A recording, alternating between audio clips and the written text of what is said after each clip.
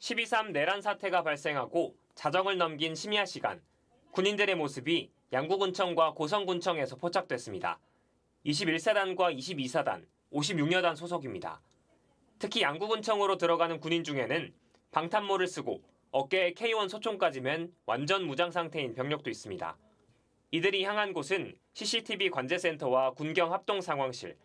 이튿날인 4일 새벽 1시 1분, 군인 7명은 국회에서 비상계엄 해제 요구 결의안이 통과되고도 1시간 48분이 지난 새벽 2시 49분에 군청을 떠났습니다. 날이 밝고 지난밤 계엄군의 양구군청 점거 사실 여부를 묻는 양구군 의장에게 서응원 양구군수는 무장 군인은 없었다고 답변했습니다. 의장님한테 전달한 바로 의하면 무장이 아니었다. 비무장 상태로 양구군의 관제센터와 양구군의 군경 합동 사무실 환경을 한번 확인하기 위해서 한번 둘러봤다.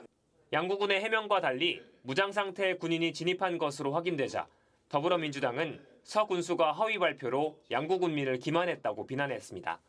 서응원 양구군수는 이에 대한 책임을 회피할 수 없습니다. 사실관계를 명백하게 밝히고 국민들에게 사과부터 해야 할 것입니다. 논란이 확산되자 양구군은 홈페이지에 입장문을 공개했습니다.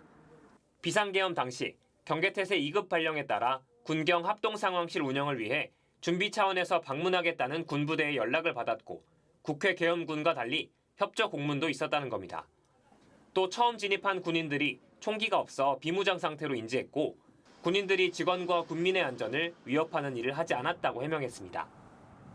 양구군 의회는 진실규명을 위해 제300회 정례회 회기를 연장하고 양구군수와 공무원들의 출석을 요구했습니다. MBC 뉴스 김도균입니다.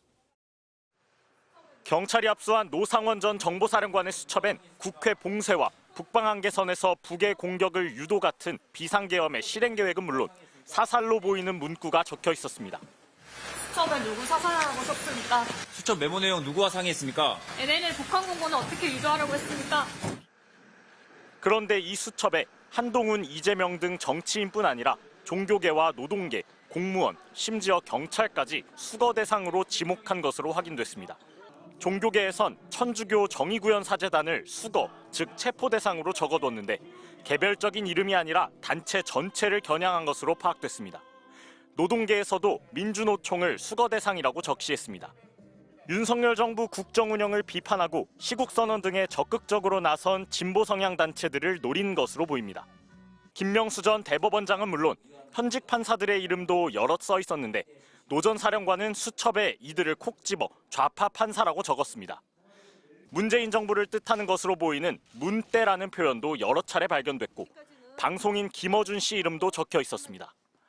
특히 문재인 정부 당시 총경급 이상 경찰 간부들은 물론 청와대에 파견된 행정관급 공무원까지 무더기로 수거 대상으로 표현한 것으로 확인됐습니다.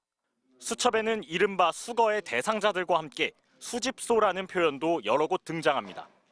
백령도와 연평도, 실미도에 이어 오음리와 현리라는 지명이 적혀 있는 것으로 MBC 취재 결과 확인됐습니다. 오음리라는 지명은 경기 연천, 강원 화천군 등에, 현리도 강원 양구와 인제 등에 같은 이름을 쓰는 곳이 여럿인데 군부대와 훈련장이 있는 접경 지역을 의미하는 것으로 추정됩니다. 검찰과 경찰은 이들 수집소가 전시 같은 비상 상황에 대비해 군이 운용하는 구금시설일 수 있다고 보고 이 같은 정보를 노 전 사령관에게 누가 제공했는지에 주목하고 있습니다.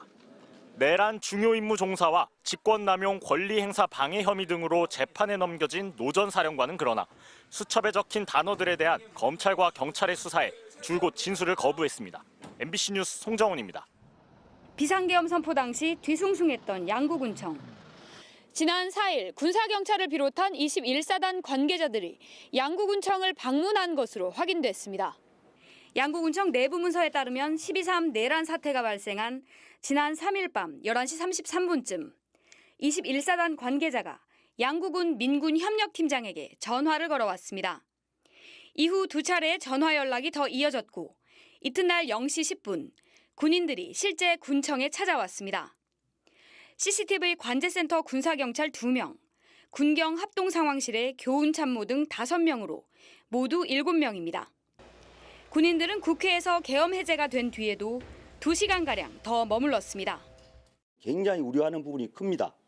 왜? 여기는 아주 가까운 접경지이기 때문에 혹시 양구에서 북한하고 교전을 하려고 준비했지 않았냐는 그런 의문점도 가지는 주민들이 많습니다. 계엄 당시 군인들이 방문한 접경지는 더 있었습니다. 22사단이 고성군청에 방문했고 12사단은 인제군청에 방문을 문의했습니다. 모두 3군단 소속입니다. 왜 왔는지 어떤 실마리가 있어야 될 거 아닙니까? 왔으면은 어떤 이유에서 왔는지 그걸 풀어내야 되는데 양구군에서는 이런 어떠한 이제 해명이라든가 대책이 전혀 없고. 주민들의 이 같은 진상규명 요구에도 양구군과 고성군은 CCTV를 공개하지 않고 있습니다. 3군단은 경계태세가 격상돼 군경 합동상황실을 운영하기 위해 지자체 동의를 받아 방문했을 뿐 계엄령과는 관계가 없다고 해명했습니다. MBC 뉴스 나금동입니다.